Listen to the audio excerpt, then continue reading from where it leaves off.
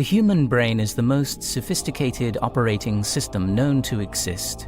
It has roughly 86 billion neurons and trillions of synaptic connections via a vast labyrinth of axons, dendrites, and other subtle clefts. Although it weighs only 3 or so pounds, within its enfolded compound resides the most remarkable feature in the known universe: consciousness. Consciousness is the supreme mystery that enlivens all that we know about the world around us. While most of the time our awareness is projected outwardly in order to help us better survive and adapt in this evolutionary experiment writ large, there are those mystical pioneers who have turned inwards to discover where this very consciousness arises from and explore what possibilities it portends. Humans have developed a variety of tools to alter their awareness and make it possible to venture into hitherto uncharted territories of the mind. One of the most ancient techniques that have become increasingly popular over time, particularly in the modern era, is a meditational practice centered on listening to subtler and subtler inner sounds. It is most well known today as Shabd or Nad yoga. It is intriguing to speculate about how listening to inner sounds first originated among early humankind, long before it became codified as a practice. There are several hypotheses that offer tantalizing suggestions, including early near-death experiences, sleep paralysis, extended periods of sensory deprivation, chemical alteration, and more. In near-death experiences, NDEs for instance, a significant number of patients reported hearing a beautiful melody. I heard what seemed like millions of little golden bells ringing, tinkling. They rang and rang. Many times since I've heard those bells in the middle of the night. Next I heard humming. Music surrounded me. It came from all directions. Its harmonic beauty, unlike earthly vocal or instrumental sounds, was totally undistorted. It flowed unobtrusively like a glassy river, quietly worshipful, excitingly edifying, and totally comforting. It provided a reassuring type of comfort, much like a protective blanket that whispered peace and love. I had never sensed anything like it.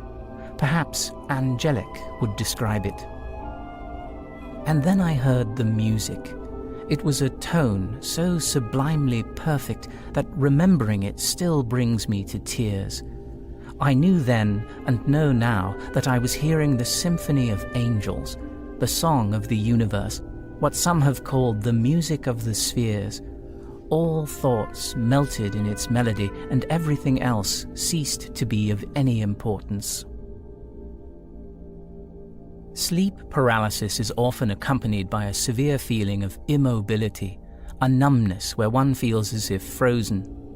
According to a 2011 meta-analysis, Prevalence of Sleep Paralysis, Sharpless and Barber combined more than 30 studies on sleep paralysis prevalence from a variety of cultures and groups, giving them a sample size of over 36,000. They concluded that approximately 8% of people experience sleep paralysis, rising to around 28% in high-risk groups, those that have a disrupted sleep pattern, and up to 34% in those suffering from psychiatric disorders such as anxiety and depression. While at first glance, one may wonder what sleep paralysis has to do with meditation or yoga, a close analysis shows that it may well have been a triggering point among early humans for a deeper psychic exploration. This is precisely because sleep paralysis is often accompanied by extremely vivid visions that are usually taken as real and not merely dreamy hallucinations.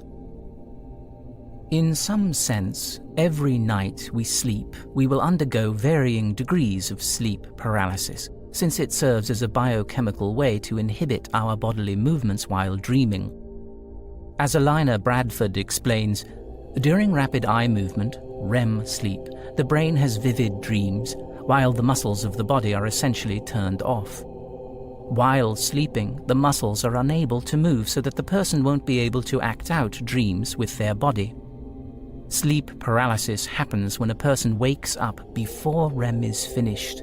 The person will be conscious, but the body's ability to move hasn't been turned back on yet. There is an intriguing parallel here to Shabd yoga meditation, since one of the very first signs that the technique is working is a growing numbness and blissful sensation in the lower extremities of the body. In the article, The Science of Going Within, exploring the neurobiological basis of Shabd yoga meditation, we hypothesized that Shabd yoga practitioners who experience the onslaught of numbness in their extremities, which shouldn't be confused with paresthesia, the sensation that one feels when one's foot goes to sleep, during deep meditation, are experiencing a biochemical process that is similar to what happens when we are asleep, and certain neurochemicals manifest to inhibit bodily movements. In other words, Shabd yoga induces a conscious sleep paralysis of sorts. If this is correct, we should be able to ascertain whether or not gamma-aminobutyric acid and glycine levels are operative.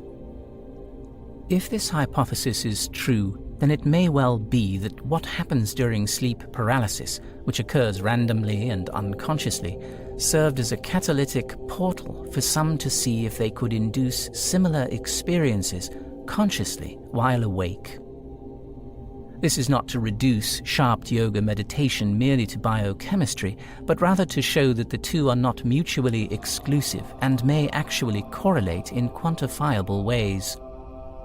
For instance, we argued in The Science of Going Within that if Shabd yoga meditation is indeed a neurobiological process, then there should be telltale signs of such that can be quantified by accurately measuring the levels of neurotransmitters, such as gamma-aminobutyric acid and glycine, in the brain while one is feeling the sensation of conscious paralysis while meditating.